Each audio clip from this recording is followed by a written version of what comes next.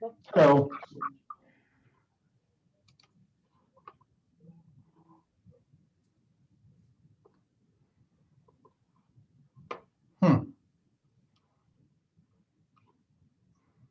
I'm going to leave and come back in. My video doesn't seem to be working. Let me try one more time. Oh, it's working. Can you hear me? You're muted, Maureen. I could hear you, Dave. Yes, I am muted. Okay. Well, not anymore, but I'm going to be again. Good evening. Good evening.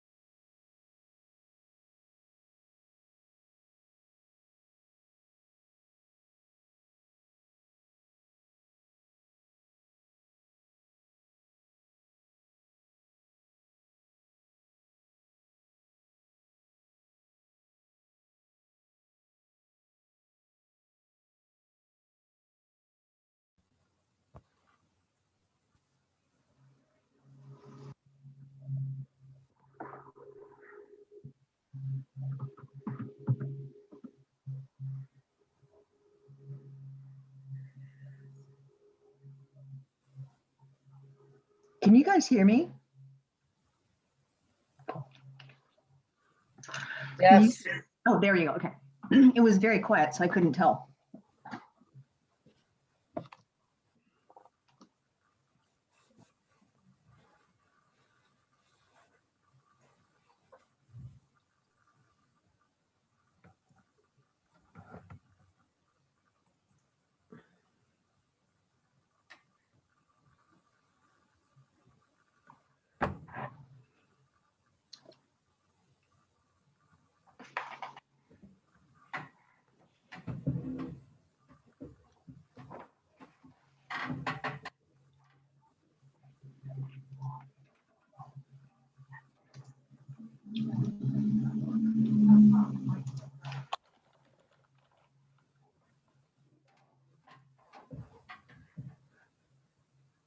Still not good.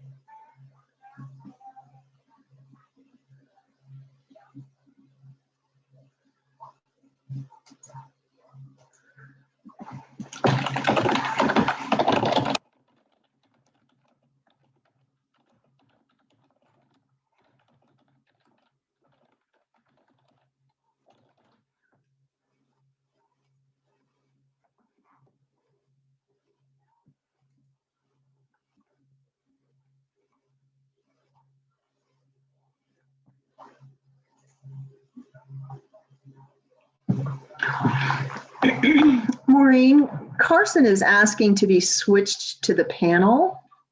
Do you know what- Why? I don't know what Oh, that he's come in as an attendee? Yeah, that's fine.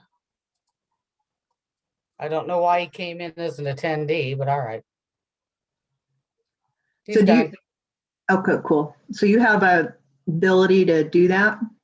I do. I just did it. Cool, cool. Thank you. You're Yeah, welcome. hosts can do that. Sorry, Carson. I was like, I don't know what that means. Switch me. Yeah, I didn't have immediate access to the link for the group, so I came in from the city link.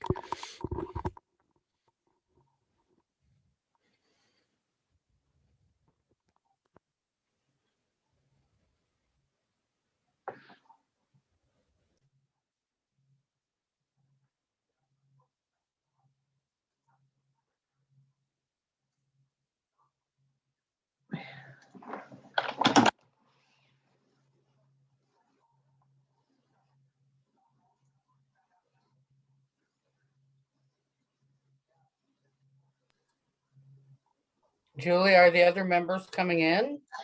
I was just pulling up our list because I think we have You have a quorum. quorum, yeah. Let's give them one more minute and then we can go ahead and get started.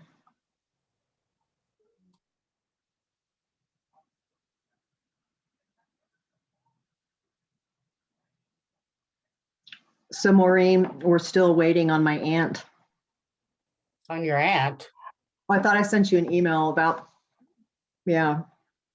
Oh, I My didn't get the email. Oh, okay. In fact, She's, I have my email up. Maybe it went into spam or something. I don't know. I wasn't sure if I was going to be here this week. She's in hospice. Oh, that's sad. It is, but at the same time, she turns 92 tomorrow Oh, wow. and she's had a really awesome life and all her kids are there. So That's good. yeah.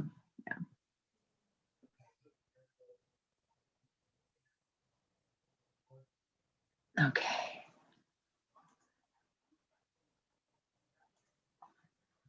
You want me to do roll call? Yeah, let's go ahead and start with roll call. So I'll just welcome everybody to this regular meeting of the Code Enforcement Advisory Committee on this May 19th, 2021. And then let's go ahead and do roll call, please. Chair Bowden, Here. Vice Chair Green, Present. Member Strom, Member Dickerson. Here. That's it. Can you at least name the rest of the committee members? That way we know who's not present. Not present as of 6:05 p.m. is Member Underwood, Member Johnson, and alternate Member Watson, and Member Frangipane. Okay, thank you. You're welcome. So we do have a quorum. However, some of the people that are missing are on the agenda, so we might just have to skip over some of those. So the second item on the agenda is consideration of minutes from the April meeting. Would someone please move to approve? I move to approve them. Thank you, Carson. A second? Second. Thank you, Sonia. Are there any corrections or discussions? Okay, so please vote by a show of hands to approve the minutes as written. And that's unanimous. I like your hand, Colleen. Is that one of those slappers? Good. Thank you all. The next item on the agenda is the public forum. Do we have any attendees from the public? We do not. All right. So we will move down to the code enforcement significant events. Code manager Dave Lewis. I may need to not jump off, but leave for a couple minutes to handle something. So just if you ask a question and I'm away, you'll know where I am. Okay. So the first update is we've moved into our RMS, which is our remote systems. We're able to, like we explained before, we're able to take our laptop anywhere and conduct our business out in the field. We're continuing our increased patrols within our park areas, as well as some hotspot areas. We're continuing to sit and do our paperwork, be available to the community. The public has really appreciated us being in the parks, being a visible deterrent, and also being available to ask questions, because there's a variety of questions and they see the code trucks, and it's an opportunity for the public to come and ask us some questions. So we are spending extra time in a variety of our parks throughout the city. Our body cameras are still on order. They have not arrived yet. They're anticipating possibly a couple more weeks. As soon as I have more information, I will let you know about that. This last week, we've completed additional state training. We hosted a specific bite lab, an outside bite lab, and aggressive dog lab. And so the members of Inglewood, as well as many other departments within the state here in Miller Field, pulled a permit and hosted a class on dog behaviors, how to recognize them, what it looked like, how to defend ourselves. And we actually, a couple of our members put on suits and experienced what it was like to be attacked by dogs. So it's an invaluable lesson and resource, and it also taught them how to defend themselves and show others how to defend themselves. It is a necessary, valuable asset, and we haven't had a training like this, I don't believe, in 4 years, so it was much needed. We also completed certification in working with our native bat species. As our bats start coming out of hibernation, we are really focusing in on how to better support them. We also attended different training on recognizing extremist groups, as well as some safety concerns that are out in the community, and how to be better advocates and working with the police when we do see stuff like that. We also, and this was a very invaluable part of our training. One thing that we tend to forget about is our mental health component. And what I mean by mental health is our self-care, how to work on ourselves, how to minimize stress when we're working out in the field, how to compartmentalize, and how to advocate for ourselves. And so we had an amazing speaker. Her parents were both a nurse as well as a lead investigator with Scotland Yard. So it was fun to hear her stories growing up.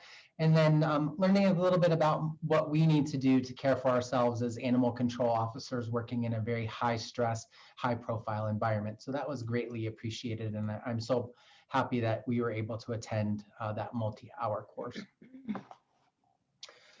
We've started our weeds inspection. We started that this week. It's been a little complicated with the weather and the unusual growing season. We have prioritized our major thoroughfares and major traveled cross streets first before we go into the residential area. As you've all seen, the weather has not cooperated. It's become very difficult for some of our residents to get out there and mow, and when they have scheduled plans, it rains, and then many of you know that have homes, you can't really mow after it rains. It just doesn't work right. The unusually hot weather coupled with the rain has just exploded our grass and weeds throughout the entire city, including on city properties. And so city maintenance crews are also having a struggle keeping up with those routine maintenance issues. And then, as many of you have heard, the park ranger has resigned, and we are actively posted and looking for a new park ranger to fill that position. That's all of my updates.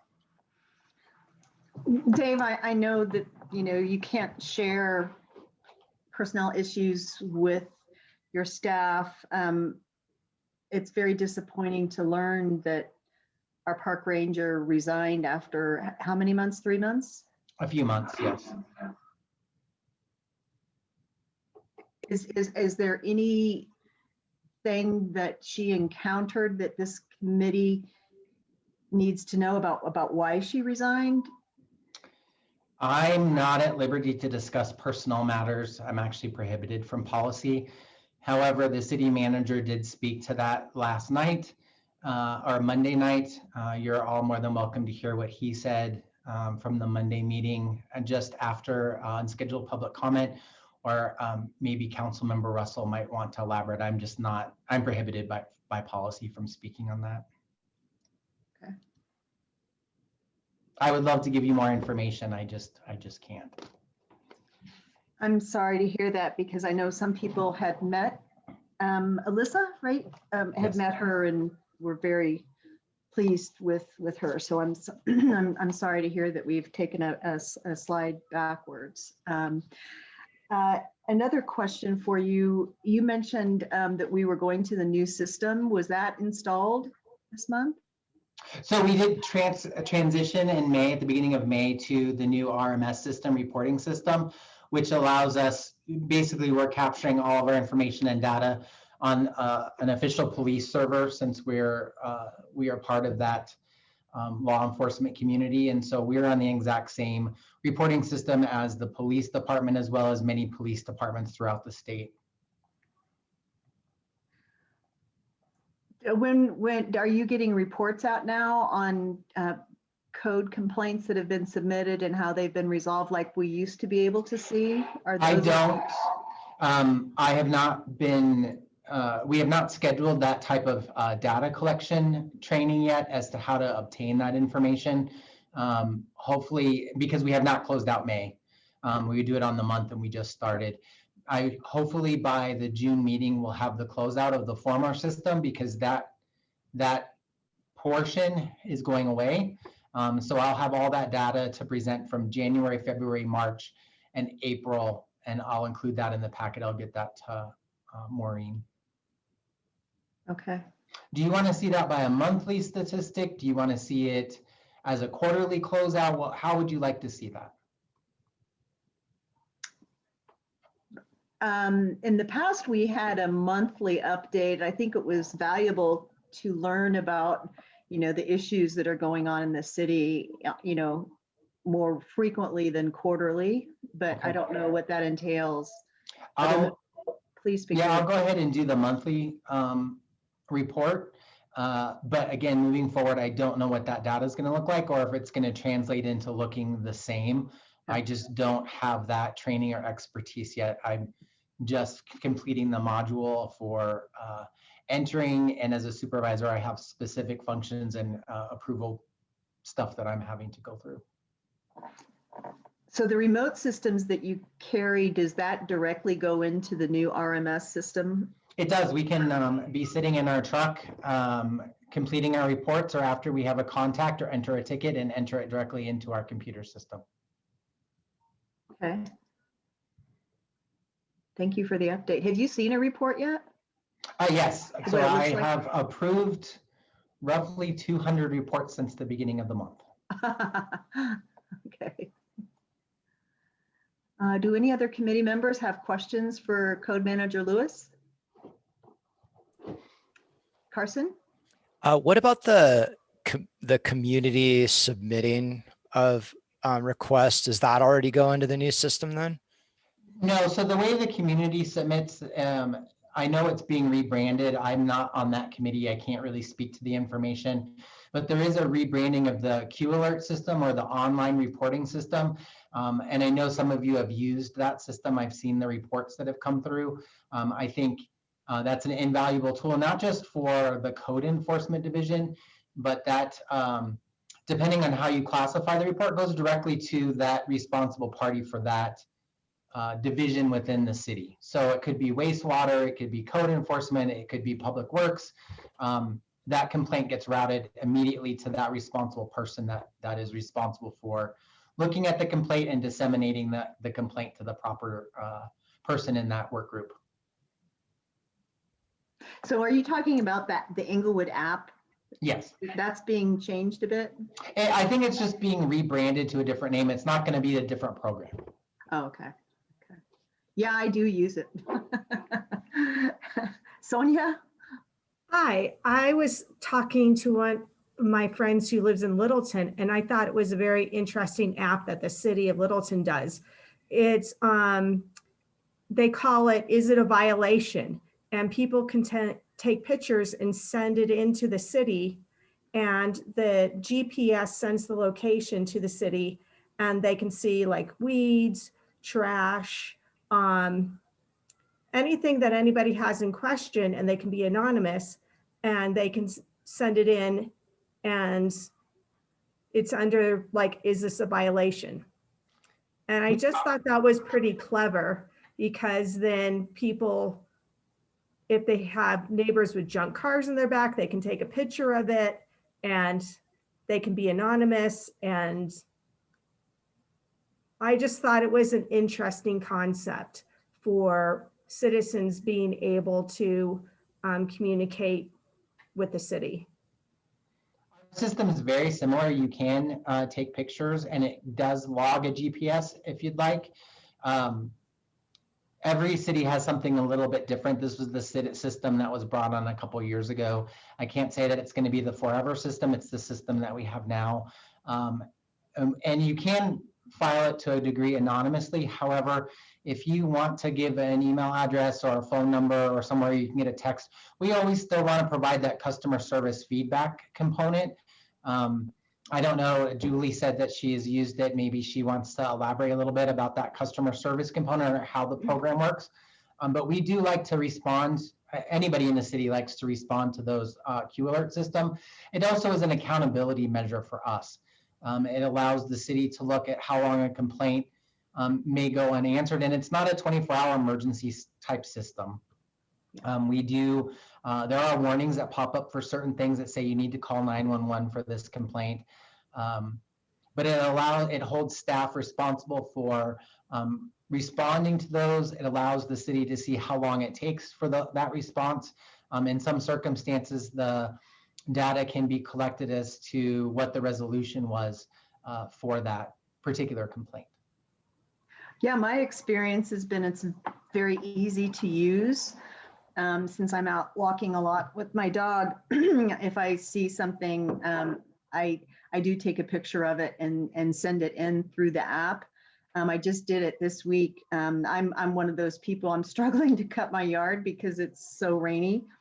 But one of our neighbors is in a lot worse shape. The weeds are up to my knees. So I did take a picture of the yard and send it in, for weed control. And I received an email back confirming that the city had received my concern, and that they call it report a concern. And then a day later, I was notified that the issue had been closed. And then I was given an update in terms of the weed priority, like David mentioned, that the city is focusing on the business areas first before they go into the residential area. So it was nice because I knew that my concern was received, and then I was informed when the ticket was closed and the resolution. So it's very easy.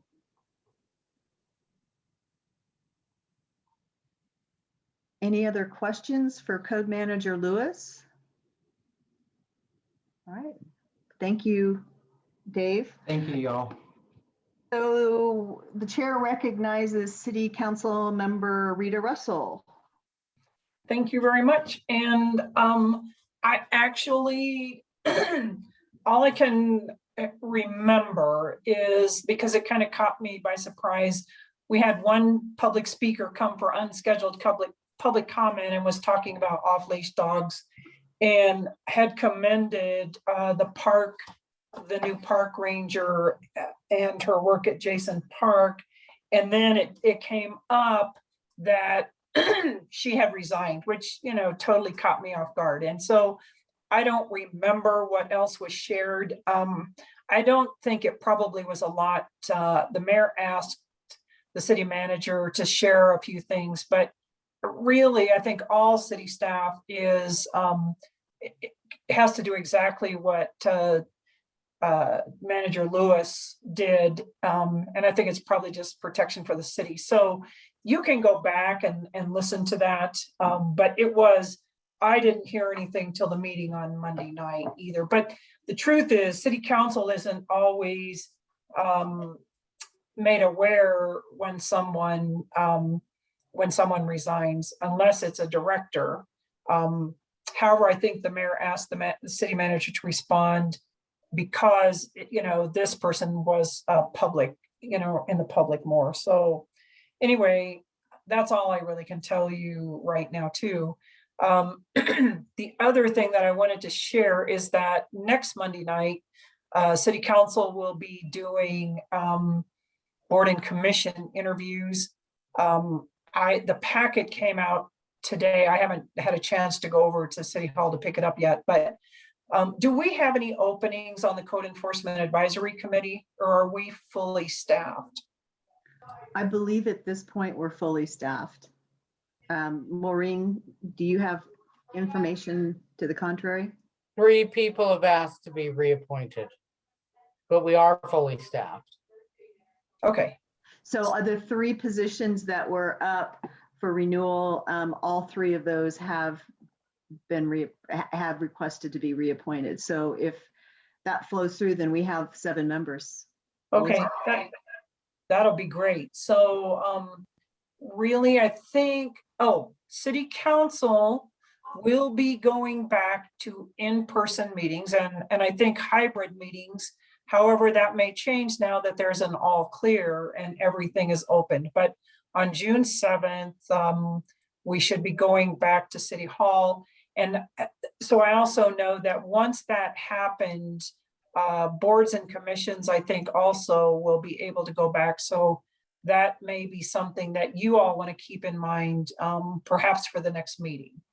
And I'm assuming that we will be able to do Zoom for a while, although I don't. Have you heard anything, Maureen, about that? I know that even though the city council will be doing hybrid meetings, I was informed that committees will not. They will, because it's too expensive. So committees will either need to meet in person or meet via Zoom. There is nothing saying that you cannot meet via Zoom. Okay, I appreciate that. And there's also probably nothing to say that you can't meet in person, but we're not going to do hybrid meetings. And City Council may have to revisit this on June 7th also, because it is fairly substantial to do hybrid meetings, even for City Council. So I appreciate that. Thank you, Maureen. You're welcome.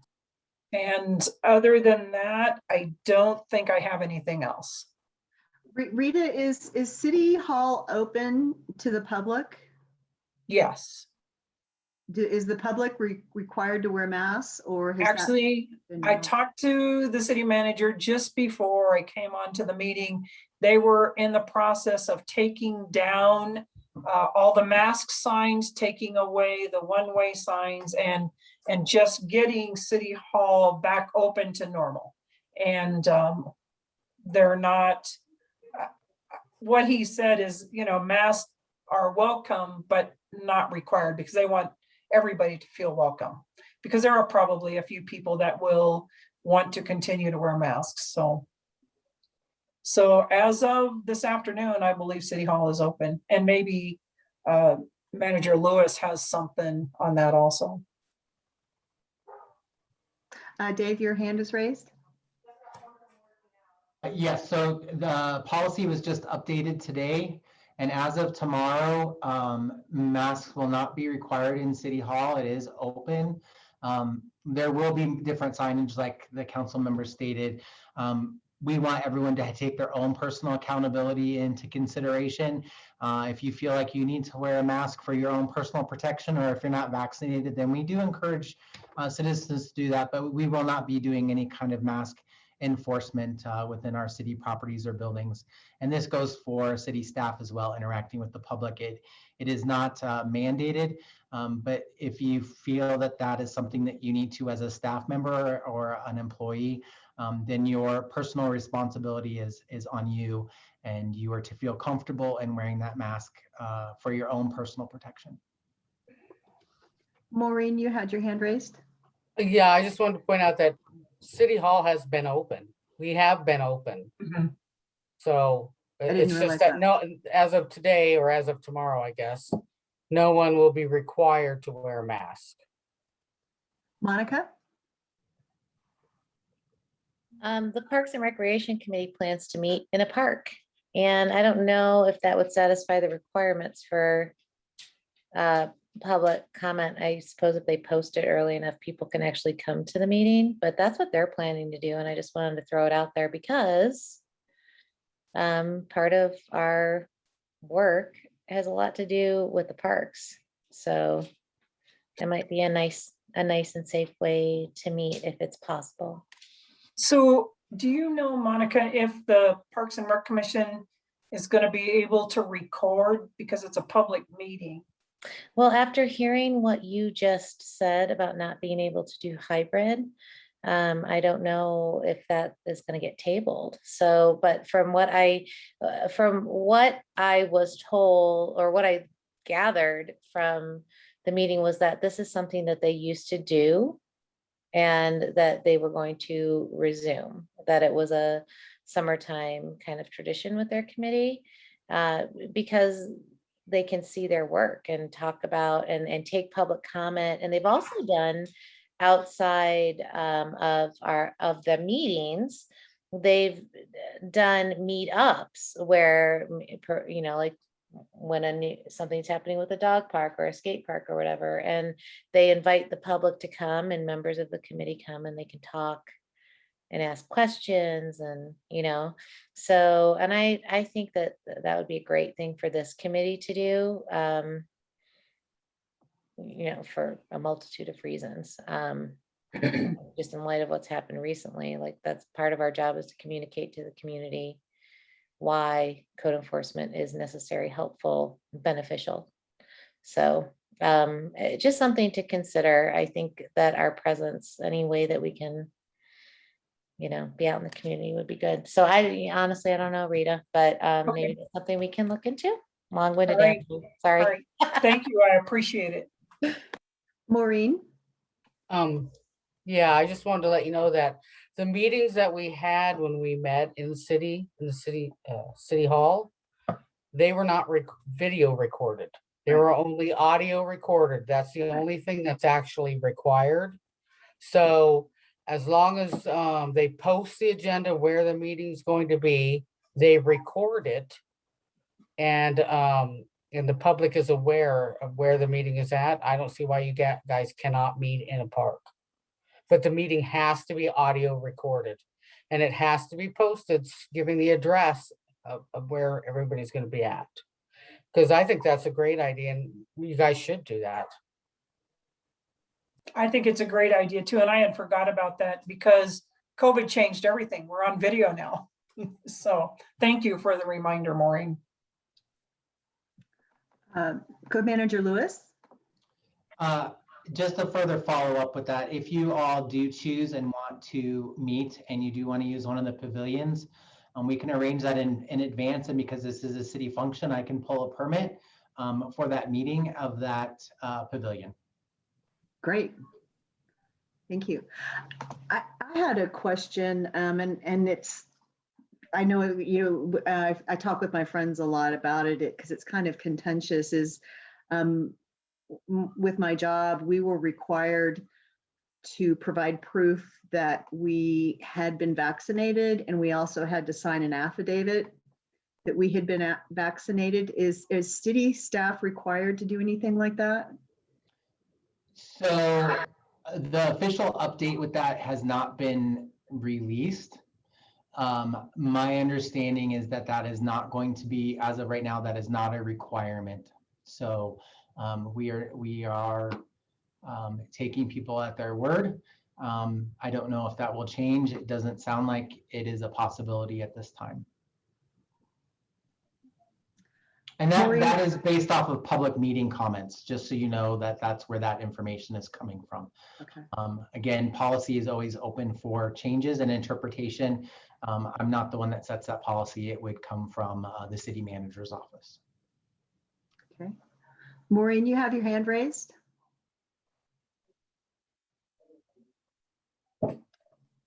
Maureen? I'm going to assume that's left over. Okay. Any other further questions for City Council Member Russell?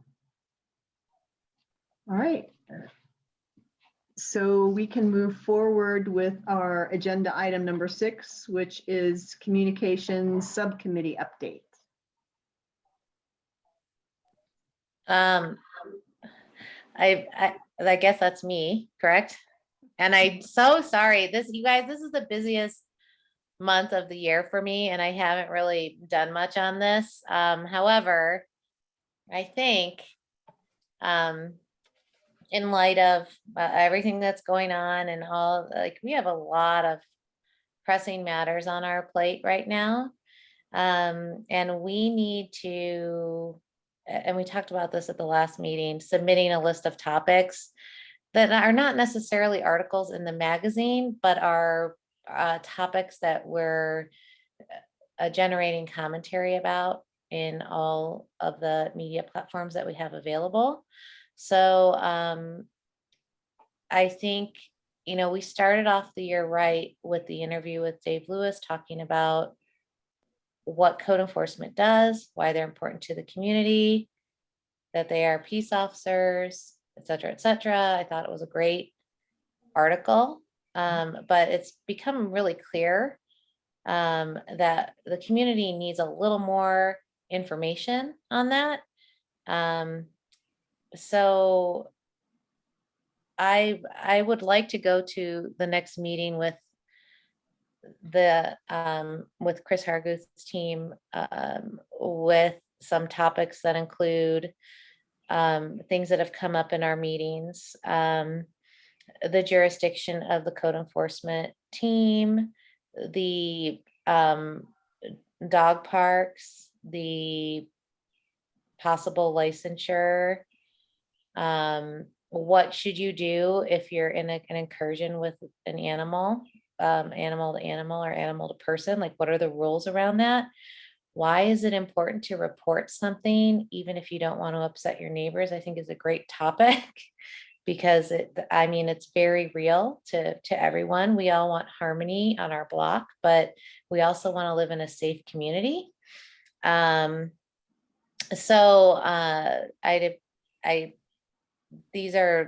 We need to generate that list. So if anybody wants to contribute to that right now or send an email, I would assume that anything anybody put on the list would be fair game. Or do we need to approve it before or would you like to discuss those topics right now? How do we proceed? Did anyone respond to your request for topics since the last meeting? Okay. Not that I am aware of. Okay, Carson? But right now would be a great time. I'll get a pen. Here. There we go. I've got a pen. So when this list of topics is for what exactly? What is this? I'm not even clear on the meeting that you're having with city communication. I thought that was specifically about Emerald Ash Borer. Or formulating things that we've already, as a committee, determined were going to be communicated and then refining that messaging. Yeah. So the main topic was EAB, but then in the media plan, some alleys, trees and shrubs, which Julie had been working on. And then I don't know if it was in this year's or last year's and we never got to it, was animal control related topics. So I guess what I'm asking is, we're definitely doing EAB. We'll most likely for the fall article, we need to have a topic. And we did alleys last year, but I really think that I'm asking you guys what you think, but I think that we really need to talk about like the role of code enforcement and maybe get a little bit into animal control and what a service they provide in that regard, and what citizens protocols would be and why that's important. I think part of our messaging needs to be that code enforcement is an equation that includes you, and if you don't participate in it, you can't expect results. Carson, your hand is raised. It was just still raised. Oh, got it. Okay. I mean, honestly, I haven't thought about this for a few weeks. But we do need to have a fall topic. And we do have the media plan outlined, and the EAB plan, as you saw in the last meeting, is pretty developed, and they will continue doing that. But I think for fall, we can move on to another topic for the magazine article. And we're not just limited to EAB. And as timely topics come up, I think that it's appropriate to address them. I mean, we just lost a park ranger. We're going to be changing the dog parks next year, potentially. Like, all of these things are happening, Sonia?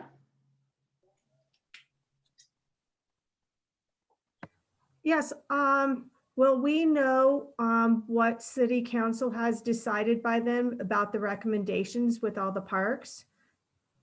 Because I think people would be very interested in to know how city council is moving forward and what changes will be happening. Because I know I tuned into the results of when city council was talking about the results from the surveys. And they had a very large amount of listeners that night and people watching. So maybe something in that scheme, because a lot of people are interested in it,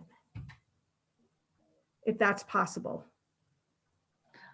I was thinking along the same lines, Sonia, that next on the agenda, we'll learn about, the presentation to city council, and I didn't get to watch it, but I was thinking that, like you, that maybe there's a topic that even if it hasn't been approved, that we can pick up to reinforce the direction that recommendation is going. And I don't know what that would be, because I don't know how that presentation went, but I watched it when it was out, and the council was surprised on how many citizens who did log on that night to see what was happening. So I just thought it would be a good interest. Great. Maybe even with you explaining how the app works, like about with like sending things into the city, because I had no idea. My friend who lives in Littleton was telling me about their app, and I didn't know that we had an app that, like, is this an illegal thing, or is this,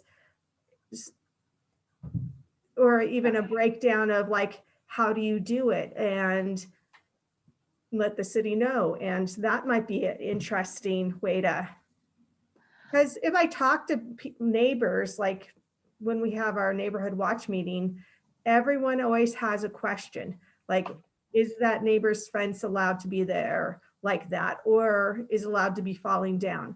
Is my neighbor allowed to have all those cars in his backyard? They always, at least 50% of the citizens have questions and wondering ways to resolve them. So either one, I think, would be very insightful for our community. I agree. Most people don't know that we have an app. And the way that the button is worded, it's report a concern. It's not report your neighbor. It's not narco on your neighbor. Yeah, I mean, you could easily ask that question, and yeah, but yeah, that's a great way. I think that would be great. I think a lot of people would be interested in that. So Monica, is it your understanding that they're giving us space to talk about EAB plus another topic for now, or? In the magazine or in social media? Both. And I think if we move early, we can get more than one space. We've done it in the past. And if they want to hit home on EAB, I mean, I think springtime is the time to treat for EAB. But it should just be a constant reminder for the next couple of years. But yeah, I think that we can work to get that done. I think And we have all the other venues open to us also. So, I mean, having a video that shows that app on social media would be great, you know? I'd love, and I don't know if Dave is camera shy, but I'd love to do some spots with him. Because I think when you can really see his passion for the work that he and his team do. And, you know, after I speak with him, I really understand why their role is important, whether you're annoyed that you have to follow the rules at times or not. Like, it helps you to understand, and it humanizes the code enforcement office. So I would welcome that also. No pressure, Dave, but I just think that the more we can humanize the code enforcement department and help the community realize the importance of the work that they do, the better off we all will be. And regarding EAB, she presented, I can't think of her name right now for some reason, but she presented the communications plan for EAB. Do you know when they're going to start, like, the social media component of that for EAB? They've started some of it, and I need to get on the horn with them about moving forward. I need to get in with them. Okay, and then I just. They're so you doing the know, tree wraps and they've put Yeah. out a few things, and I don't know if the Englewood Herald has come through yet. And our article went out, but we need to get a few more things on there over the summer. Vanessa, that's her name. Vanessa, that's right. Vanessa Davis. Yeah, she just did a video on Instagram. I didn't watch it, but I saw that it was there. Carson, you had your hand raised? Yeah, I just wanted to support both of those. I really like the idea of talking about the code enforcement officers and what they do, and, you know, communicating to the public more about them and the app as well. And this is probably not really appropriate for this portion of the meeting, but since we're talking about the app, I went to try and install it again. And personally, I'm not going to install it because it's extremely invasive. It requires access to your contacts, location, phone, photos, media, files. It's definitely not an app that allows for any form of anonymous submission. And I would like to see it not require any of that, because technically it doesn't need to for it to do what it needs to. Okay. Any other questions or comments for Member Johnson? Monica, FYI, I met the neighbor, Matt, who has the ash tree. Mhm. It's got leaves on it now. Great.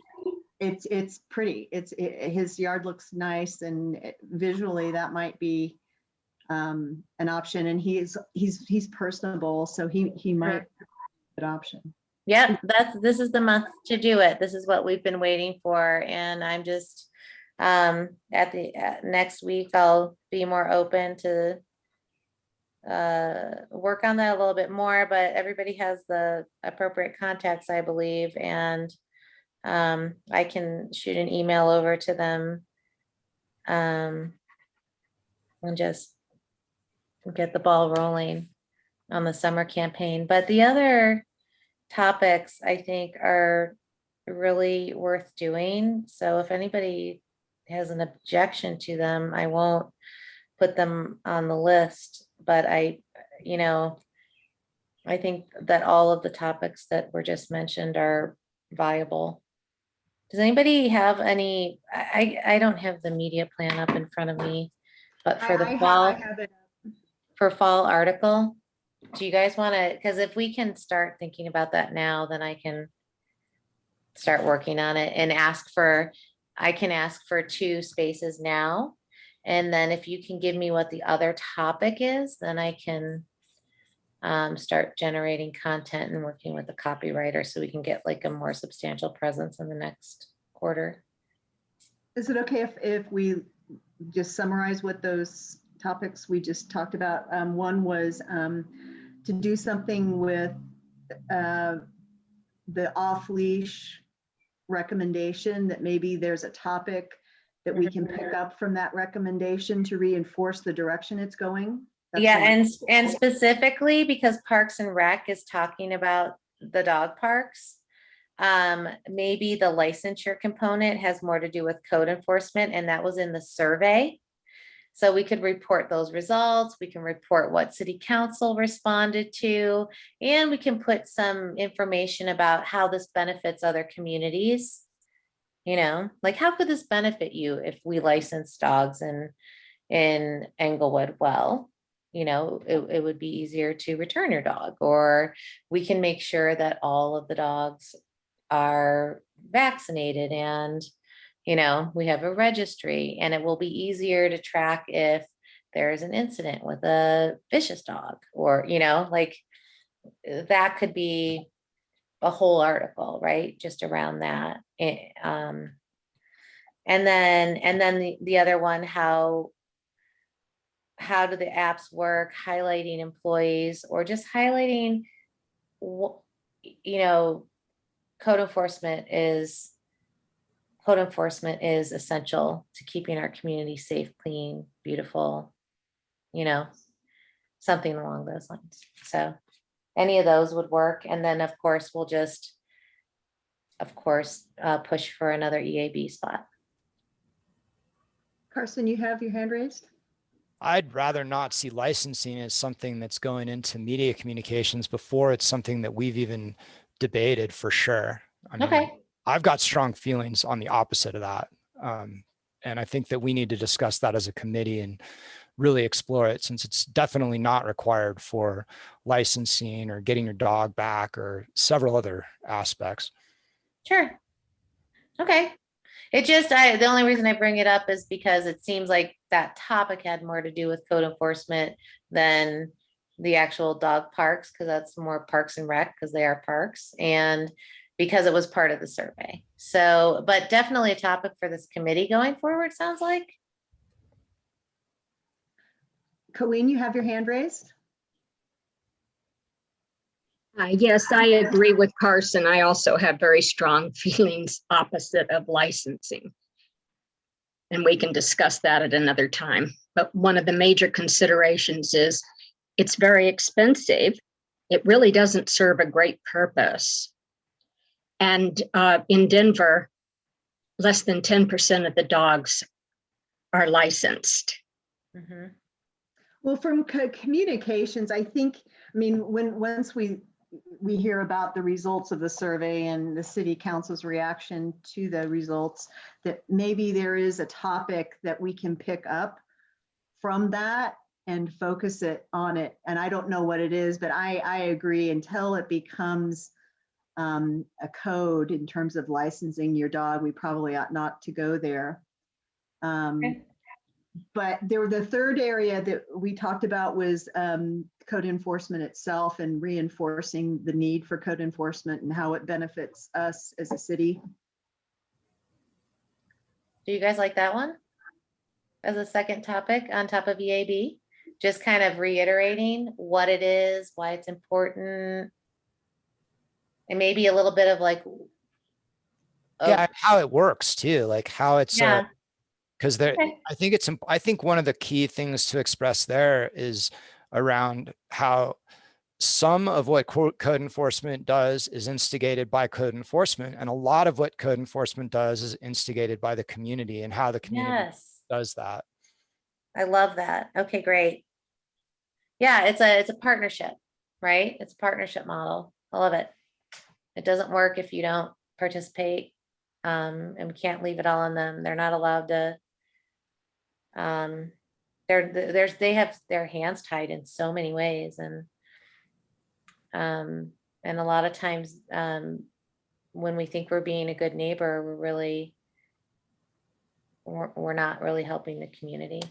So That's great. Thank you. And in our, from our last meeting, the other topics that we came up with was public responsibility for reporting dog attacks and why.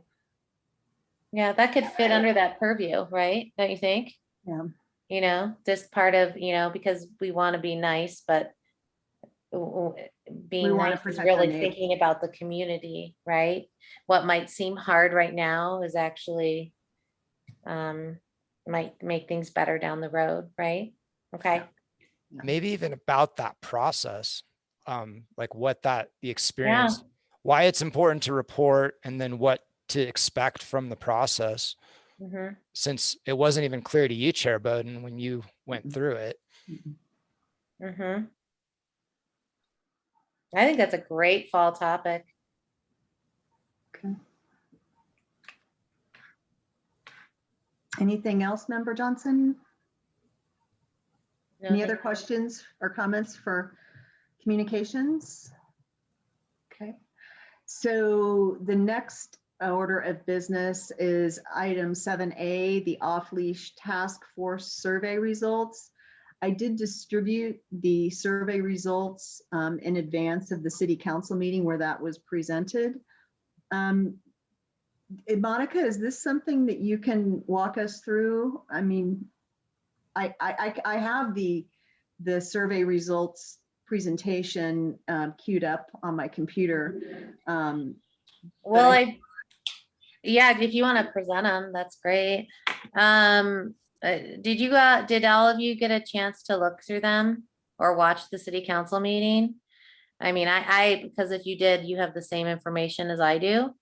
What I can tell you is that the council asked a lot of good questions to the company that did the survey, and they decided that the task force that I was a part of will meet one more time and we'll make final recommendations, and then council will act on that. And Member Russell, am I correct in that statement? Yeah. So the recommendations as they stand right now may change a little bit. And were you able to present the? Yes, you want me to? If you would like. And it seemed to me, and Member Russell, go jump in if you would like, but it seemed to me that the most controversy was around Jason Park. And that and that we got a better than expected response. And as the meeting was highly attended, this is for people who this relates to, it's pretty important to them. And for people who lived within half a mile of dog parks, their usage and their concern was probably more prevalent. But that overall, it appeared that all of the, or the majority of the respondents were concerned with the safety and cleanliness of the parks. And I think the usage probably depended more upon who actually had dogs, which I think is, if I recall, over 40% of the population. So the recommendations as they stood, or as far as the survey results went, they asked about, I can't even read that. I'm sorry. I'm trying No, to. it's okay. Is there a specific page you want me to go to? Oh, I haven't looked at this since I've lost you. Are you there? Oh God. Have I lost the meeting? No, we're here. We can hear you. We can see Oh, you. okay. Sorry. I've lost the screen. I'm clicking through screens now. I apologize. Zoom So is. I have the second page where it says highlights of the key findings from the survey. Oh, I can see it now. Okay. So Yes. Um, so, I mean, you can see the results right there in the analysis. So, and the last one's interesting. In general, many respondents support dog licensing in Englewood, but are more hesitant of policy changes for non-residents. They were talking about giving special licenses for our dog parks for non-residents, I think. But Jason, people supported the general ideas that we were pushing for fencing and, but Jason Park seemed to be the most controversial ones. So, I mean, that's kind of where it stands until we meet again and present again to the council. So that's about it. Half of our households have a dog. Yep. And so, but you're really, if you live more than a half mile away from a dog park, it's from what I gathered from the presentation, they weren't using those parks nearly as much as the people who were immediately living near them. And personally speaking, from the meetings, the off-leash dog task force committee, the neighbors who live nearby are really invested, whether they're for it or against it. They're all in. So there's a lot of strong opinions, but we do have to make some compromises and we have to make the parks work for everyone. So I think going back and having one final session where we hash it out and go back to the city council will be beneficial. And then it's going to be in council's hands. So, but if the plan is to put fences in some parks and to make more dog parks overall so that that are more representative of the spaces in the city. Because right now they're concentrated in the south and the west. So, and that's why they're adding Emerson and the Beltway and I can't remember the name of the park that's just a little bit south of here. So Jason? No, Jason is the one that they really are defending and want to keep and not put a fence in and not limit the space that they have. It's pretty contentious because that's a place where there's athletic fields that are in use and they're trying to that's just the one that comes up the most. That is the most contentious. So are you talking about Cushing Park? Is that the one you're trying to think of? Yeah, I think so. Adding yeah. Thank you. Oh, Dave, you have your hand raised. So Monica and I will be going back. I'll be one of the staff representatives and Monica on behalf of this committee as well as Parks and Rec on June 9th. Maybe it might be helpful to get a little feedback so that Monica can present that on June 9th as to what your feedback would be about this recommendation and anything you might have concerns or things that you are happy to see in this report. I think that would be helpful to give that direction to your liaison from this board. I agree.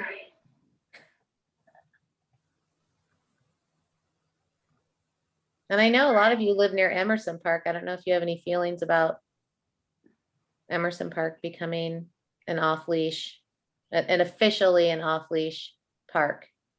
I know there's been some contentious encounters in that park. Right. The truth is that the citizens treat it like it's an off-leash dog park, and it's not. And if you're in favor of it becoming so, that would be good to hear. Sonia? Yes. Am I on? Sorry. I lost Yes, you my are. screen. Can you hear me? Yes. Oh, good. Yes, I think Emerson Park would be great as a off-leash park because a lot of people like to socialize there and walk their dogs over.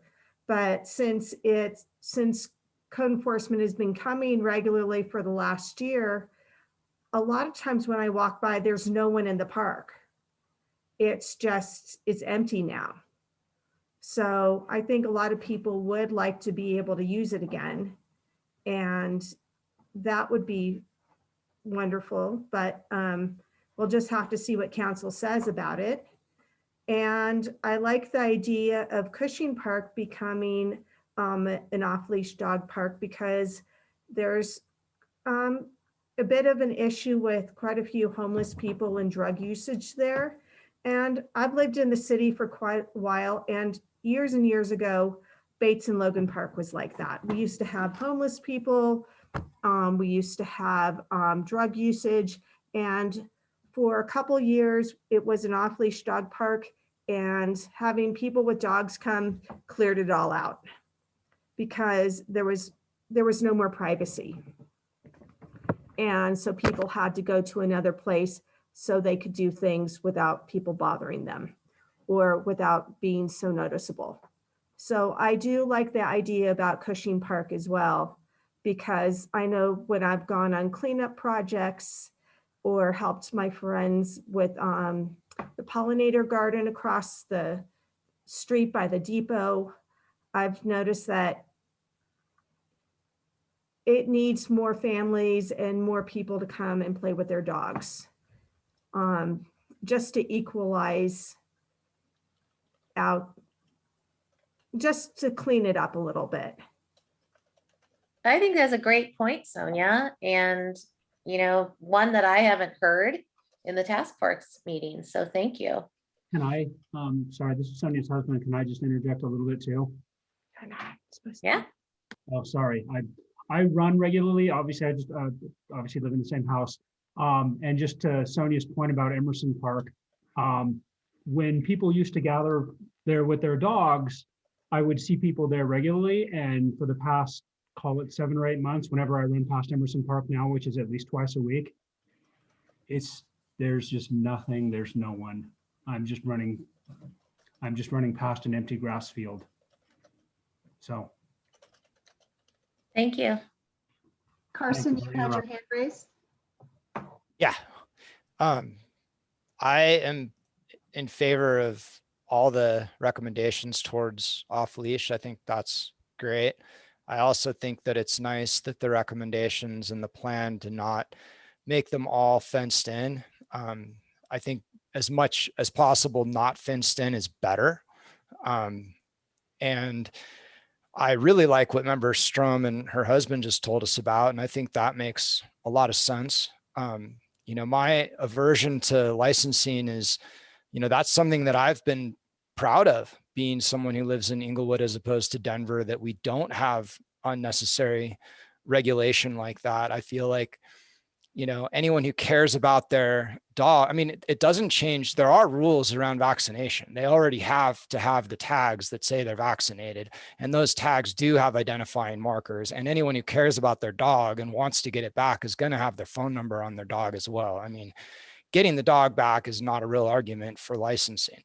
And if this movement towards licensing happens, then I would argue that it should be in return for something like what Boulder has, where it's a off-leash everywhere voice command option. So if we're going to be making people have to get licenses, which I feel are completely unnecessary and over-regulation for no value, then let's get something for it, which would be allowing a citizen to show that they have voice control and never have to use a leash in the city. Carson, I believe that topic came up in the Parks and Rec meeting. I think Christina Underhill mentioned something about looking at those programs, such as the one in Boulder that I am also familiar with. So that your point has been iterated at some point by someone, and just so you know that that's being discussed somewhere. I just think that's the only way to justify a licensing program that's otherwise unnecessary. And I also think that this trying to regulate people who don't live in Inglewood from using the parks I don't like that either. You know, we don't need, Okay. like, I think we should make it, like, I think one of the things that we're working on and that, you know, Chair Bowden's own experience has made super clear is the dangerous dog thing needs to be a streamlined process. If a dog is attacking or dangerous, they need to be identified and dealt with quickly so that there's not any further risk from them. But most dogs are not. Most dogs are friendly.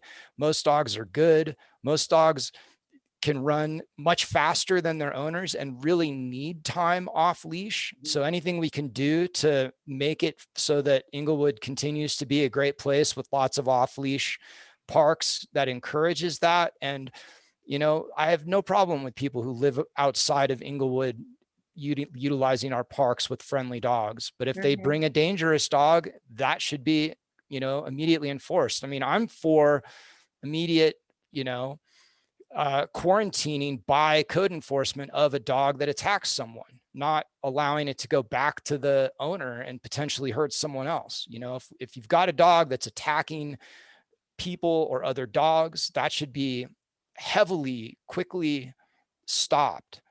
And then the dogs that are good dogs should have good lives, off leash lives. And as far as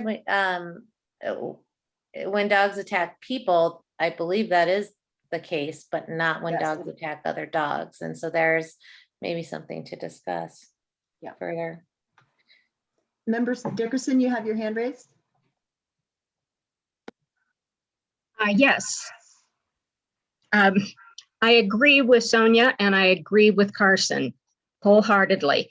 As far as fencing, Emerson Park, that would be a disaster.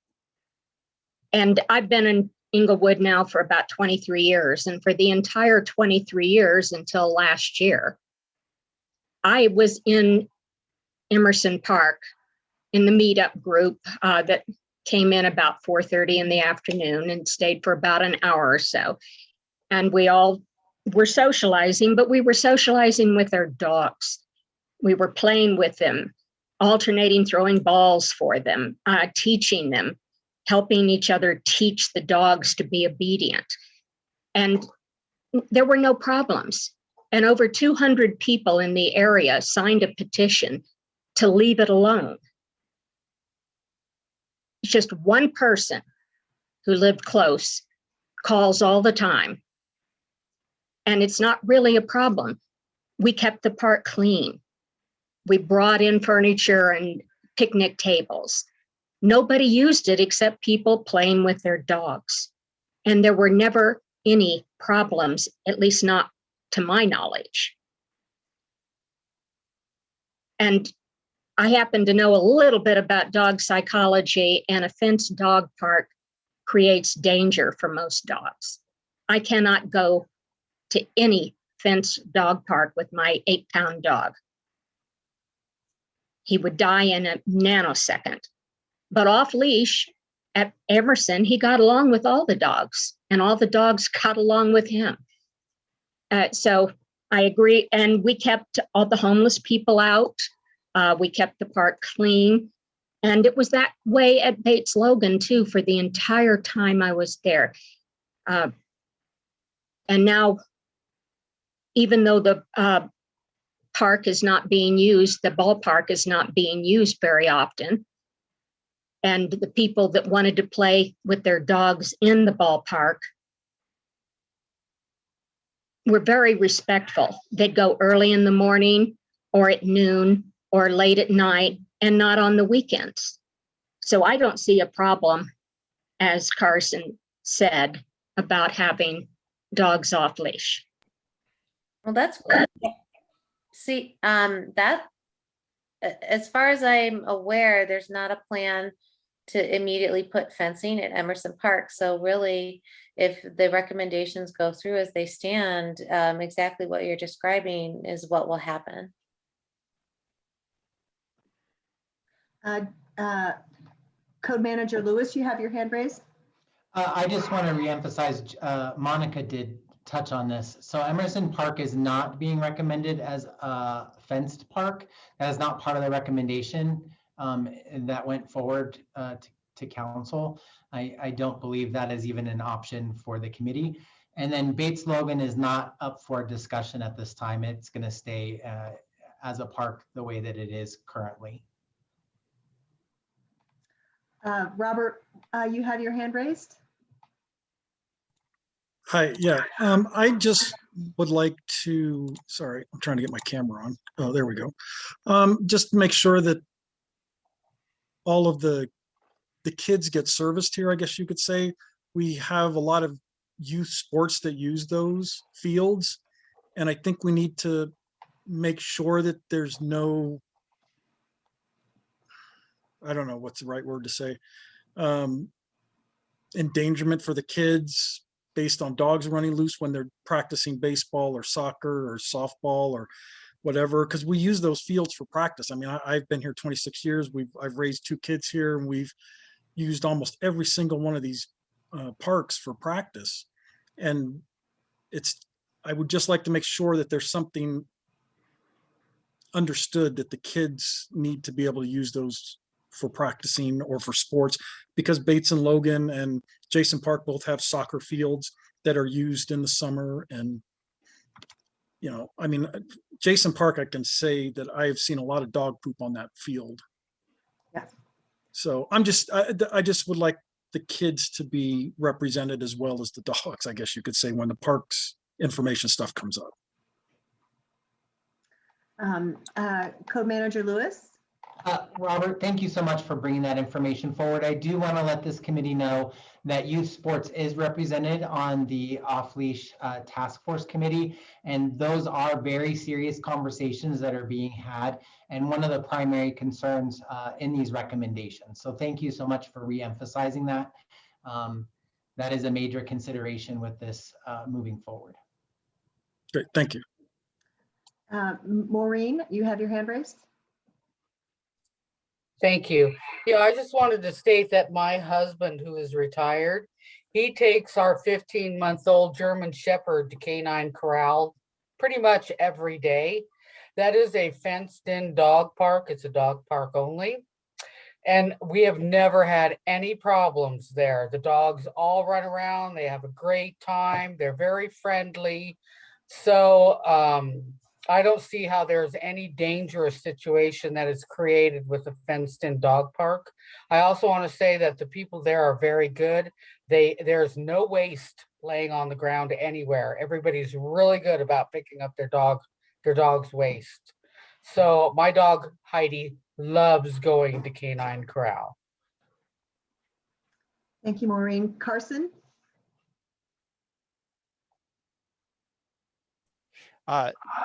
Code Manager Lewis, what like dog waste, how is that enforced? Does a code enforcement officer have to see it themselves, or what happens if someone reports it? Like,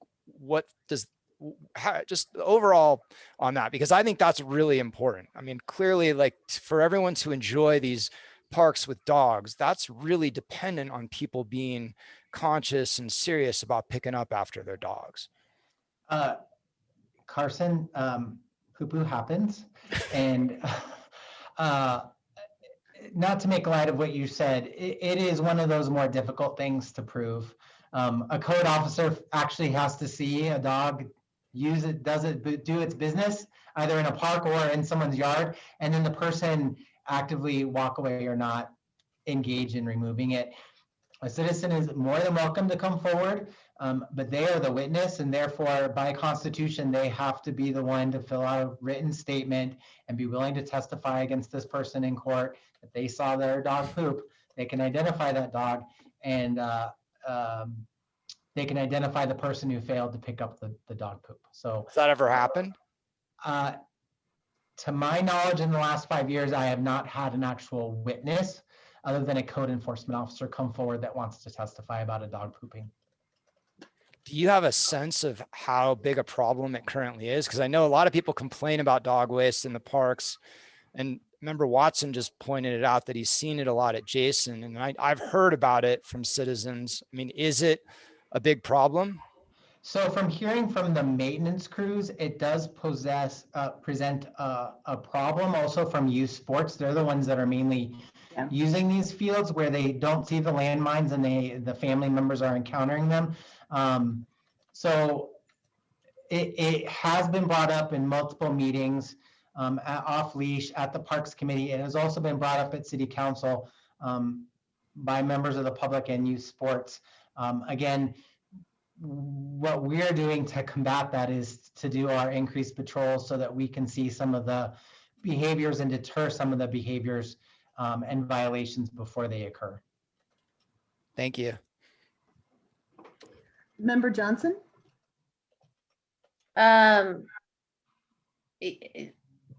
lot of you have said all the things I was going to say, but being in the task force, the topic of the dog waste and youth sports have come up, and I'm a youth sports coach and a dog owner, so I definitely appreciate both sides of the argument. It is interesting to me that exactly this argument is being made. There's lots of dog waste in the park, but the people who use the unfenced areas swear that they always pick up their dog waste and that they even go and pick up dog waste from other people because they appreciate that there's an off-leash park. But I think it sounds like it's more of an issue in the unfenced dog parks, potentially because of a diffuse sense of responsibility. When you're in a fenced-in designated dog park, you're in a dog park. I don't know, but all of those points are brought up vociferously in the meetings. So, and that's why it's taken so long to come to a consensus. And even after we've come to a consensus, people are like, wait, I didn't get everything I wanted. Well, that's not what a consensus is. So hopefully we'll make some good compromises and some good solutions. I think Duncan Park's going to be a great addition. It's just a little bit south of here in Washington. And it sounds like Emerson, the plan that they have for Emerson is what the people who use Emerson Park are looking for. So I think that will be a happy outcome if that goes forward. Member Dickerson, you had your hand raised. Yeah, I just wanted to reiterate a couple of things about the poop, but then I decided maybe it wasn't that important, except that I have reported a lot about poop, but it's not been from dogs. It's been from humans and coyotes. Mm. And there's no way, I used to go through the park every morning, Bates Logan and Emerson, and pick up anything I saw. Mm. And as soon as we were surveilled and ticketed for having a dog off leash, I stopped going. Mhm. So I noticed that there was a lot more poop in the park. But every time I would pick up, before this all came down, at Emerson, most of the poop we found, because when we'd come into the park about 4:30, a group of us, the poop, we'd go all over the park to pick up the poop, just to make sure that our dogs didn't get into it and we didn't step on it. And almost all of it was right by the sidewalk. People with dogs on leash let their dogs poop and they just walk away. The people who are actually playing with their dogs watch their dogs, and we do pick it up. So there's just no way to determine between it. But the point always was that the people who wanted to play with their dogs in the park didn't want to do it while there were people using the ballpark for sports. So we'd always make sure there was nobody there if we wanted to go to Bates Logan and play because some of us had dogs that needed a great deal of distance to run in, and there was no other place. Emerson Park didn't quite cut it for large dogs that were really, really active. But we were very respectful of the sports. And if we knew that people were going to be there at a particular time, we would avoid it. The part of the problem is, at least at Bates Logan, and even though I agree that we shouldn't differentiate or make special licenses for people from Denver, the fact is a lot of the use at Bates Logan Park is from people from Denver because we're so close. We're within 2 blocks. But that's okay with me. It's just the ones that have, use the ballpark without any permits and make it difficult for the rest of us because they have their dogs and they're not paying any attention to them. But that's neither here nor there. The fact is, we've all, the people that run off leash and play ball with their dogs in the parks are very respectful, and we do pick up our poop, and sometimes a lot of others. If I could add a couple of comments, Monica. I too use Bates Logan Park, and I think the Parks and Recreation Department does a really good job on keeping that park clean. And it's a beautiful park. I love to walk through it. I have noticed several times when there are sports, and especially like the soccer kids, teams that are playing there or practicing, that I've seen dogs run through their games before. That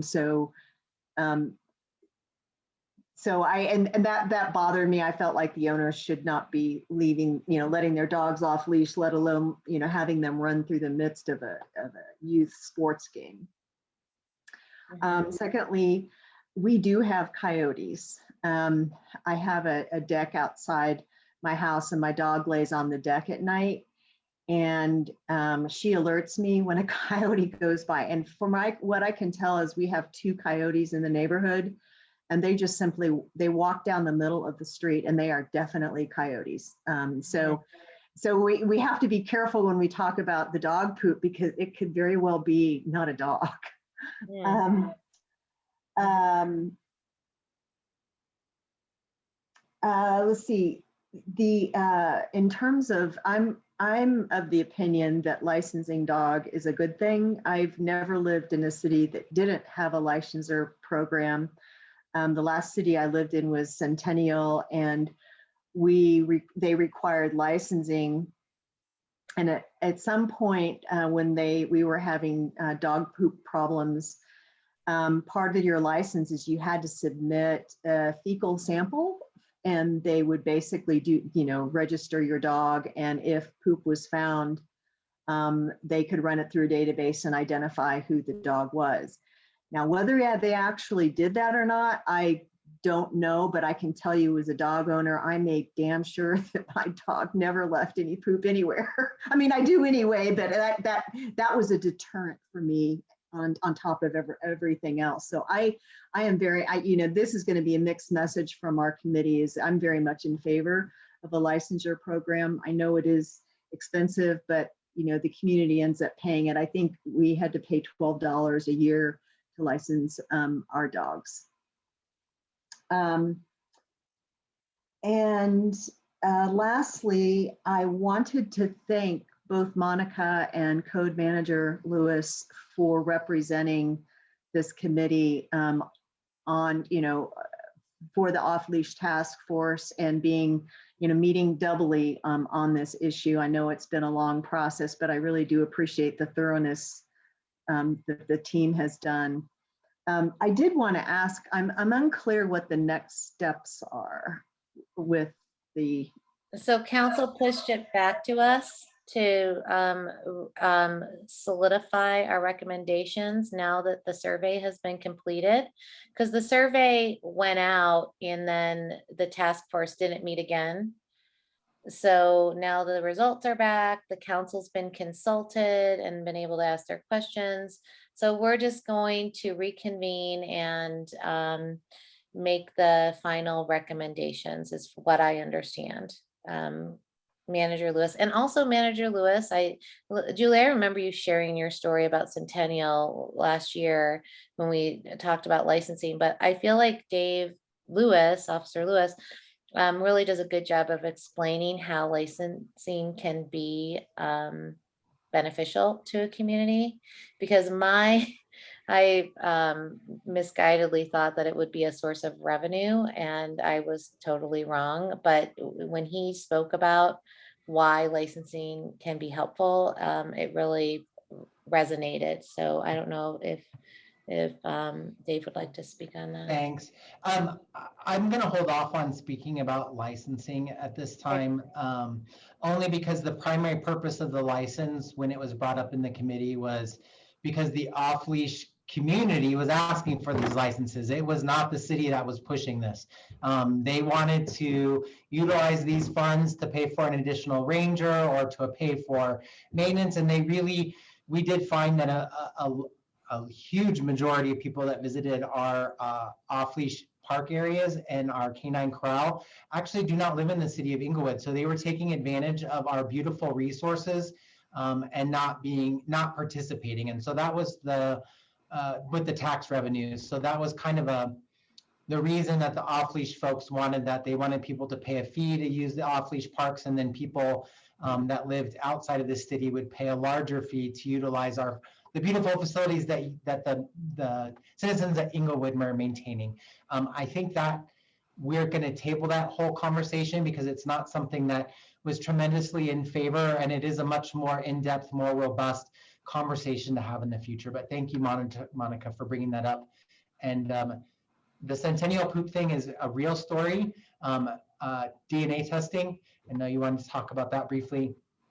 Many apartment complexes are requiring that as part of the registration for an apartment building. They actually go and pick up the poop and send it off for testing, and they send a nice little fine to their apartment owner. So that is something that can be done. Is it something that the citizens of Inglewood want to have? I can't answer that question for you. So that's something also for a future conversation with licensing if and when you want to move down that path. And I don't foresee that in the immediate future. But as far as the process, did I get that right, Officer Lewis? Yes. The next process would be to send their final recommendations to council. Council can have three options. One, they can adopt it the way the recommendations are set forth. Two, they can make changes to the recommendations and adopt that. Or three, they can choose to do nothing. So that's kind of the next step. And none of these plans would be implemented in probably until fall, whatever council decides. Along those lines, we were talking about communications topics, and that maybe there was a topic that we could pick up on for the fall that kind of related to the off-leash task force. And when we were talking about dog parks, maybe there can be an article on how owners and dogs are expected to behave in a dog park. You know, maybe that's something that we could cover in communications is here's what to expect when you go into a dog park, and here's what your behavior should be. This is an idea. Or go into a park with your dog. Yeah. You know, like don't let them run across the soccer field. Yeah. Yeah. Yeah. Carson? I really like that. And also, like, another part of that would be respecting the sports and not letting dogs run free if you can't keep them away from, you know, where the kids are. Right. Well, I find another question. Did council give you any direct feedback or any directions for your proposal, or was it just, you know, thank you for the information, now go back and come back with a firmer recommendation? I mean, were there any directives from council after seeing the results of the survey? I don't remember all of the questions that were asked. I remember Councilman Sierra asking, like, who is represented by the answers. He wanted to make sure that the survey responses really truly represented the majority of the constituents, be they dog owners or not. And I kind of think, maybe Member Russell can speak to this, but I gathered that they just wanted to make sure that the results were representative and that the recommendations would serve everyone, which would be the obvious objective of the council. So I think they're just looking for us to clean it up a little bit.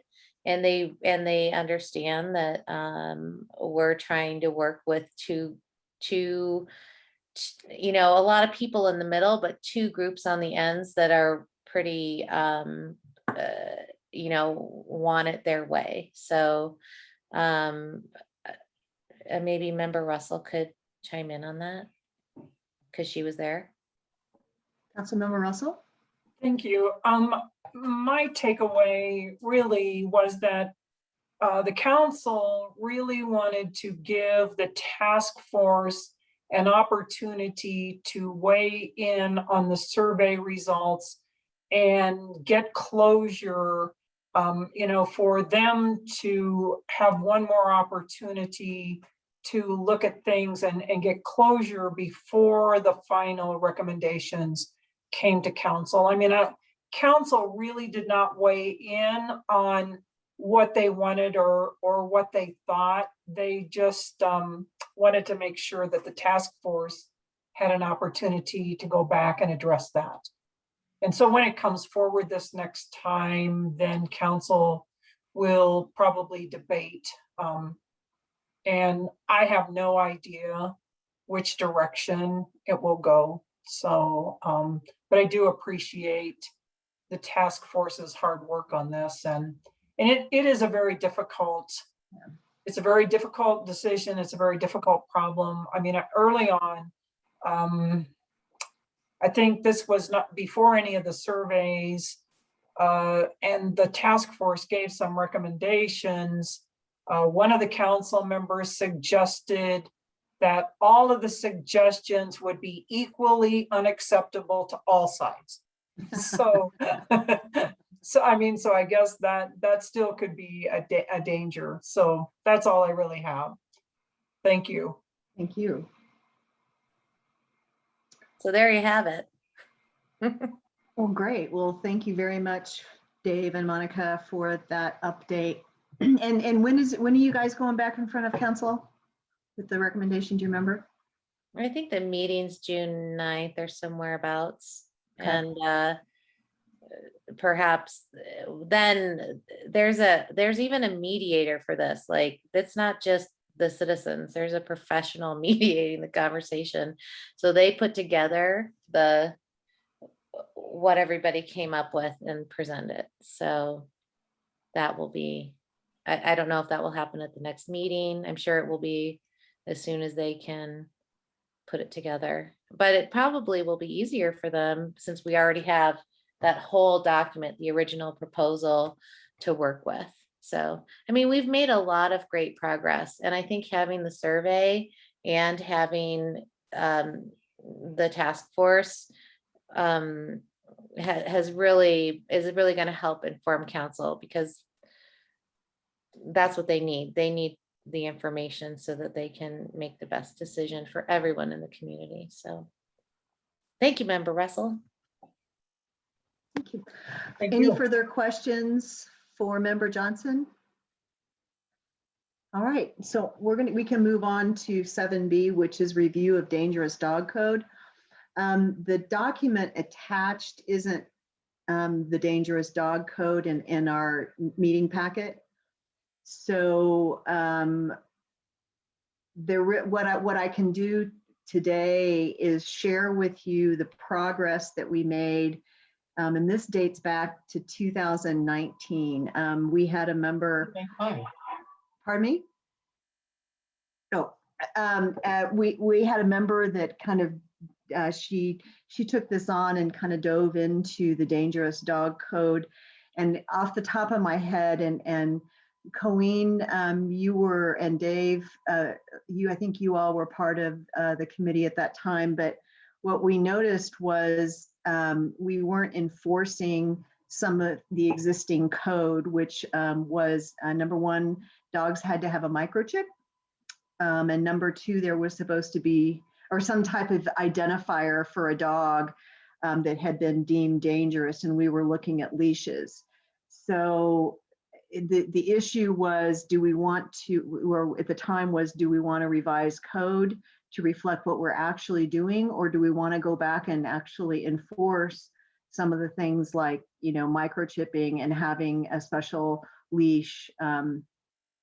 So what I'll do is I've got all those documents, and I will put them in our meeting packet for our June meeting. And then I can walk you all through that. Colleen, did you have anything else that you wanted to share, if your memory serves you better than mine? I have, I found all the documents that I was given, including the Colorado revised statutes on dangerous dogs. But I had the code printed out and all of the notes on the discussion. And primarily, we were looking at how to identify dangerous dogs, and it didn't work out real well. And of course, we've lost 4 of the 13 dangerous dogs at the time. So there was a concern, but it's very clear from the code that a dangerous dog, one that's been adjudicated dangerous, cannot be in the public parks unless they're very, very carefully muzzled and very carefully leashed. And they have to stay away from crowds. So that's there, and it should be enforced. But since there are only 9 of them, and mostly, or now maybe 10, I don't know if they've actually adjudicated the dog that attacked your dog as dangerous yet. It'll be in June. Yeah, so 9 currently have been adjudicated dangerous. We don't know if they ever enter the park, but it might, since they've been adjudicated dangerous, it may be incumbent upon somebody in code enforcement to address whether or not these dogs are still dangerous. Are they still alive? And perhaps give like a vest or something that if they do go out, that we know that they're a dangerous dog. And so people can avoid them, but they need to be muzzled. They're not really allowed in the park. It's a little unclear from the code on that, but there's also that issue of the permit.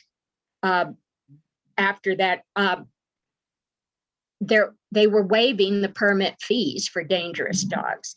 And that was an issue that we couldn't get any action on or any information on. Why? So those are the issues on dangerous dogs. But since there are so few of them that have been adjudicated dangerous, I'm not sure that we should spend a heck of a lot of time on it, because I don't anticipate too many of these. But one thing for sure is that the dangerous dog, almost every one of them, all the dog attacks have not occurred in the parks. Mm-hmm. They've been within a neighborhood next door or 5 houses away. And I've experienced that here, but the dogs were euthanized because they dug under a fence, ran across somebody's property, attacked a man and his 2 dogs, and ripped the man's leg apart. So the dogs were picked up by the police and euthanized immediately.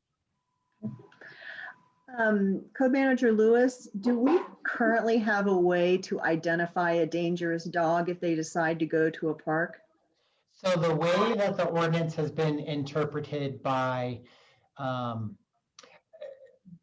courts as well as the previous city attorney is the tagging has been satisfied by requiring the microchips. So as part of the permit, all dangerous dogs are required to be microchipped. So we do not waive permit fees. Every single dangerous dog permit fee is paid for at the court. If they fail their inspection, they are required to pay an additional fee for every time we have to go out to do the inspection for the dangerous dog. We currently, muzzling is not required. That is an option that the court can order. Some dogs have been ordered to be muzzled, but that is at the discretion of the court. And the city cannot exclude dogs from parks. That has to be a court order that goes in place unless this body and council chooses to change. And I think that was a recommendation that was made at one time during this process. And the city attorney said that might become complicated with someone's personal rights. So I think that was kind of left in the air. We don't have any way, unless ordinance specifically identifies that they're required to wear some type of a vest that's outlined. We just don't have that in the ordinance right now. It says a tag, and I know that this body examined that extensively and looked at different tags. A tag on someone's collar is not going to be sufficient in identifying a dog until they're too close. We do know every single dog that is under the dangerous dog permit that has been adjudicated. We take photographs. We know where they live. We check up on them. We make sure that they're in compliance with the ordinance. So that is not something that we treat lightly, and we do make sure that we understand where those dogs are at all times. And we are adding 2 more to that list. They have not been approved for their dangerous dog permit as of yet. As far as park attacks, I know Colleen mentioned this. I believe within the last year, we did have an attack at Jason Park, and we did have an attack at Centennial Park. A member Green, you have your hand raised. Yeah, I joined right at the end of that. We had one of the meetings where that previous member went over, like we went over everything that she had given us and all that identification information and stuff. And Code Manager Lewis, like I thought that what she had come up with and what you guys had worked on that sounded great because I remember there being, you know, I don't know about a vest. Like, I feel like a vest might be a pain, but I don't know why it couldn't be a red collar and a red leash or, you know, something pretty obvious. It's not listed in ordinance. It's something that could be proposed. Yes. Right. No, I know it's not law now. I was going to ask you, like, you said that a marker on the collar wouldn't be enough. I mean, even if the entire collar was red, and maybe if they were required to have a red leash or something, because they wouldn't be allowed to do off leash if they had a dangerous dog, right? Well, so the park rules, the way park rules are, is that a dangerous dog or a dog that is aggressive is not supposed to be at a park. It's part of the general rules. So, but that would be a park rules violation that they would receive, and it necessarily wouldn't. It would go hand in hand with. They're not supposed to get any similar violations within 2 years, and so if they receive that violation, and again, the dangerous dog only lasts for 2 years, we do have a time frame on that case, and then a penalty hearing is held, and the judge determines what to do to keep, if the dog needs to still be registered, or if it's completed its, we'll call it doggy probation. What do you think would work for visual identification, or are you for or against visual identification? Because obviously no one can tell by a microchip. No, nobody can tell from a microchip or just the tag, because the way it's read right now is it says tag, and so the courts interpreted that as a microchip as a way to track it. This ordinance was written before we had microchips, so the tag won't work. Personally, I don't think dogs that have been adjudicated should be in any public setting for a time period until the dog can be reassessed. Is that an option? I don't know. That's what I was proposing. Moving forward with a leash or a vest or some type of a collar, which would be an added expense, not to the city, but we need to make sure we pass that expense on to the adjudicated dog as part of the permitting process. So we may need to look to council to approve that fee if we decide that a collar would work. I'm okay with a collar. I'm okay with a leash. It's just how does that get worded, and how would the city change that ordinance? Thank you. Thank you. So what we'll do is, oh, I'm sorry, Sonia, I saw your hand, I forgot.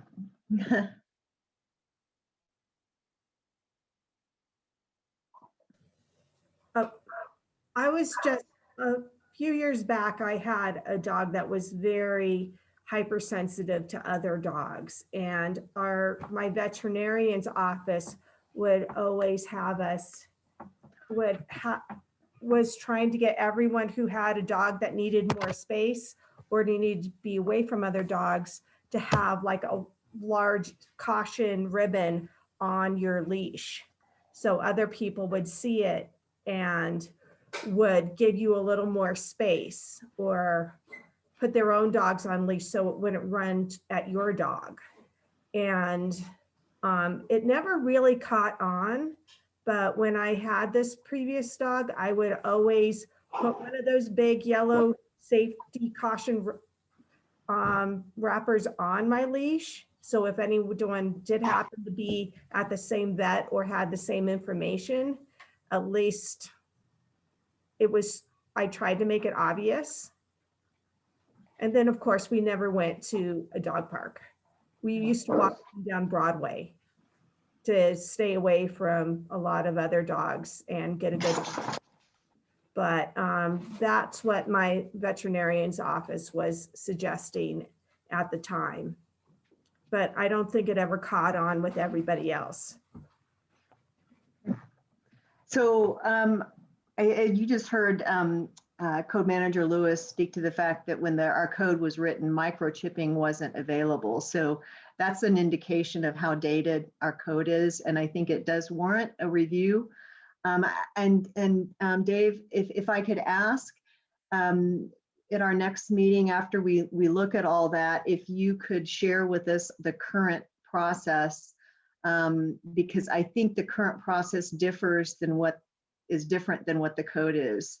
My recollection after speaking with Tracy was that if the dog that attacked us is adjudicated as a dangerous dog, she has to have a sign on her house.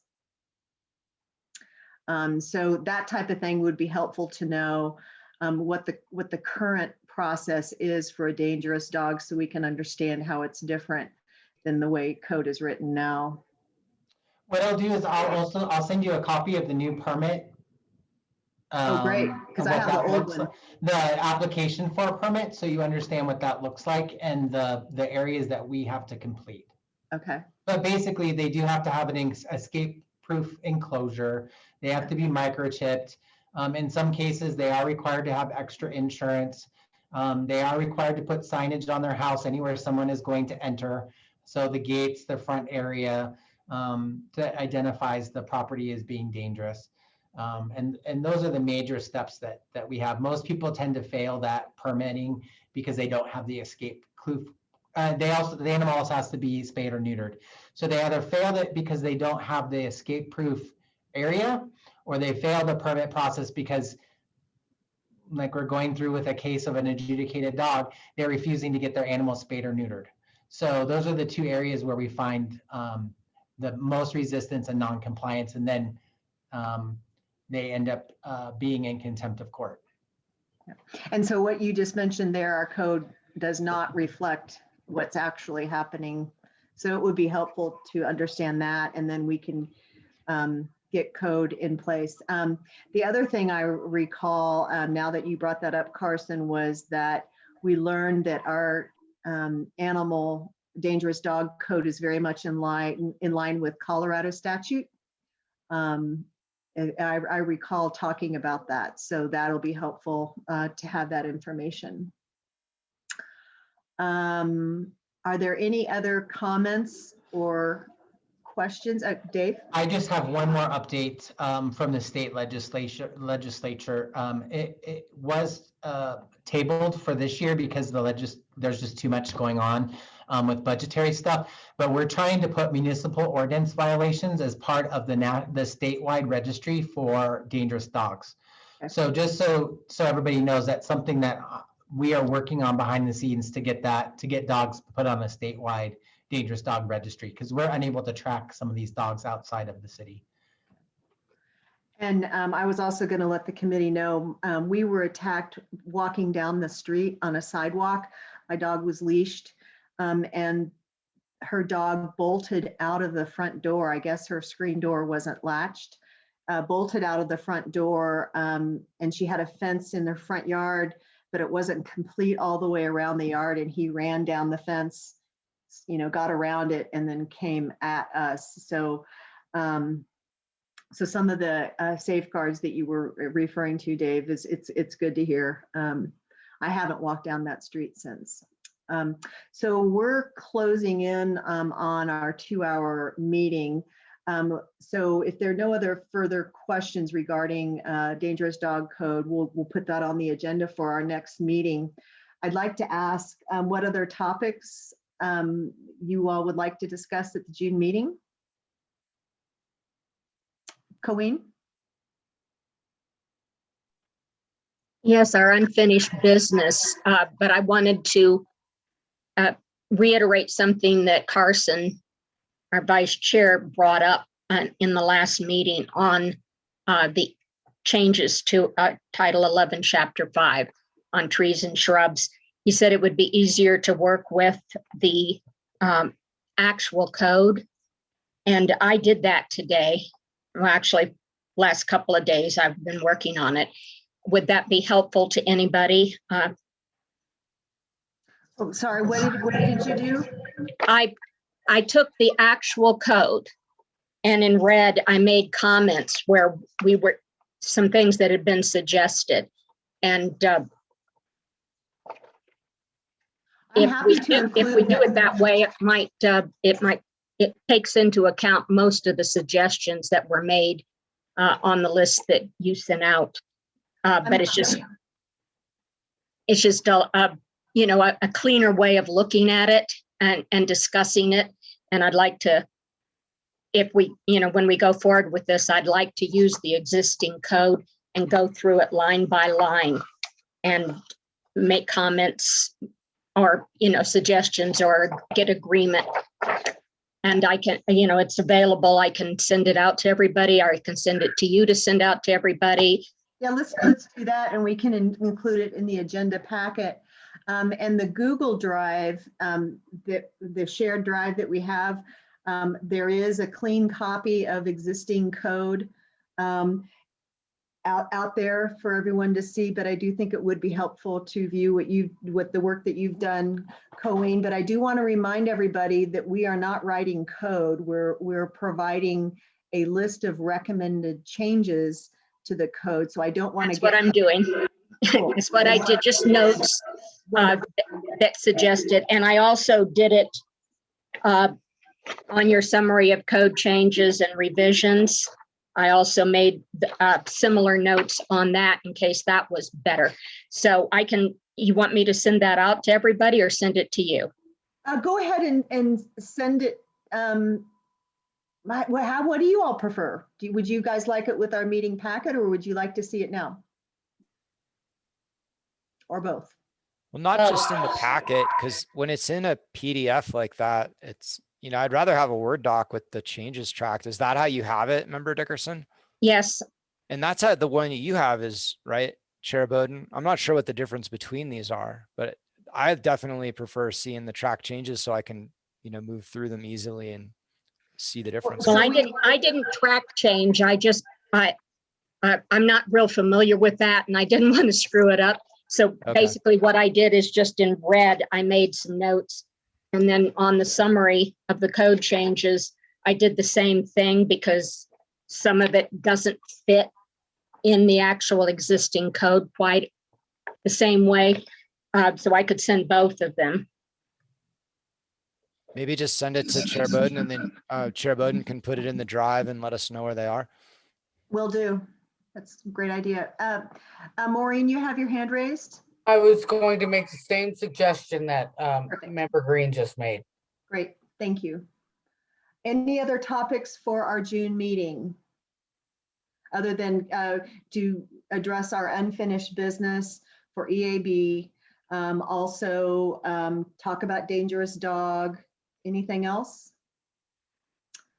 I doubt we're going to have an update on the off-leash committee, right, Monica, at that point?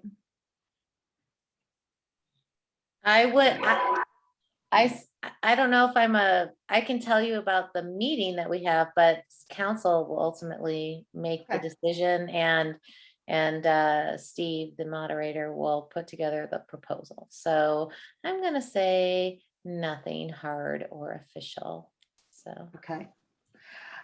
Another question, our June meeting will be the 16th of June. How would everyone like to conduct the meeting? Would you like to continue with Zoom, or would you like to try an in-person meeting at a park, or do you want to go back to City Hall? What's the consensus of the team? Carson, you have your hand raised? I mean, personally, I favor the Zoom. I am able to have, I mean, it's partly because I've worked from home since 2002 and I'm the most efficient this way. I'm able to sit in a chair. I'm not going to have glare. I can use 2 screens. I can take extensive notes. I've got our agenda up with documents. I've got I've taken 7 pages of notes during this meeting. I can't be more efficient than I am this way. Plus everything's recorded. So I'm a big fan of this. I recognize that may not be everyone else's favorite. Would anyone else care to weigh in on that? Colleen? I'm on the fence. I prefer to see people and make sure that they're actually paying attention. I can see their faces and know they're really there. But the longer we've been doing this Zoom, the better I feel about it. And I've had a sick puppy for a while, and I don't like to leave him for 2 or 3 hours. And so I'd say I'm more in favor of Zoom than anything else right now. Okay. Anyone else care to weigh in? Monica? I think Zoom is convenient and efficient, but I prefer it to City Hall. But if something that is relevant to a park comes up, and you can only really do it in the summer. So if we can do 1 or 2 meetings in a place that is important to code enforcement, I think maybe we should make an attempt. Otherwise, I also prefer Zoom. I agree with you. I'm able to flick between screens and see everything and get a lot done. So, but for 1 or 2 months, I think it might be nice to meet, especially maybe in Emerson, because that came up a bit, today, or Jason Park. Some of these places that are top of mind to folks. Robert? Yeah, I completely agree with Monica. I think the meeting in the summer when it's available outside would be great. Otherwise Zoom is great because you can record with it and it's easier for if anybody wants to see what was said. Okay. I think. Carson? Yeah, I mean, I get that. I appreciate the getting together in person, and I like the park idea. I wouldn't want that to be a regular thing. I mean, I don't think we'll be nearly as efficient with looking at documents and taking notes and stuff, but I think that sounds nice. I am totally open to doing one or a couple of our meetings at a park. And I like how Code Manager Lewis mentioned we could have a pavilion. That would be probably nice. So yeah, I'm certainly open to that.